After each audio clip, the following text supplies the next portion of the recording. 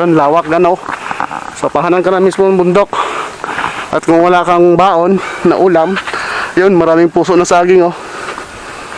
Yun, gapang ka lang dyan guys. Gapang.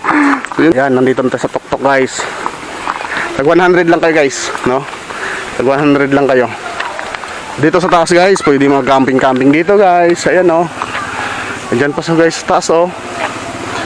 Yan, pwede mag camping dyan guys. Mag ihaw-ihaw. Dala ka lang ng upuan, panlatag. Super ganda siya guys dito guys. Ayun, kita mo lahat ang poles. Tingnan guys kasi hindi naman siya nilalagyan ng chlorine at saka muriatic. Ito po ay galing sa bukal na tubig. Ayan guys oh. Saka ang ganda guys na sa pahanan ng bundok guys oh. Ayun, puro bundok ang makikita mo na paikot. Kasalukuyan nga lang guys dahil summer, yung mga dahon sa bundok ay medyo laya na. Hi guys, good morning guys. Alas 6 na ng umaga guys. So napakainit na sa labas guys no. So nandito pa po ako sa pinto ng bahay. At balak ko ngayon ay mag-vlog no guys doon sa mga nagko-comment po guys sa ating YouTube channel, at saka yung iba po nag-PM guys, yung mga dati nating mga subscriber na naging friend na natin sa sa FB no, sa Facebook guys no. Naging friend natin siya, tapos napanoodan nila sa Facebook natin, then panood nila sa YouTube channel natin guys nung ating last upload doon sa Blue Rock Lagoon. So guys, may nag-comment kasi doon guys na pina-private ko lang guys, di ko napapakita rito.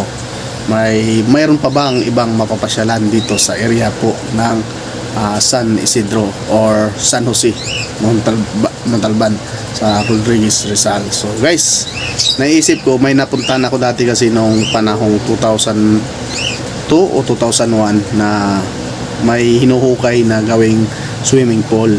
So nung kasagsagan po ng kasagsagan po nung binaha po yung Kasiglahan noon dito sa San Jose no. Nakapunta kami doon, medyo matagal na. Tapos tinanong namin kung ano yung hinukay, gagawin daw ng swimming pool yon. So parang curious ako, na naisip ko ano kaya kung ano na nangyari dito doon, ano nangyari na doon sa ginagawa na yun. Matagal na kasi 2004 na ngayon. So what if kung pupuntahan guys. So para malaman natin, at sa araw na to mga mamaya alas 3 siguro or alas 2 puntahan natin ng hapon, alas 2 ng hapon kasi mainit kasi bumiyay guys eh. So puntahan natin, so hintayin natin mag alas 2 o mag alas 3. So tara guys.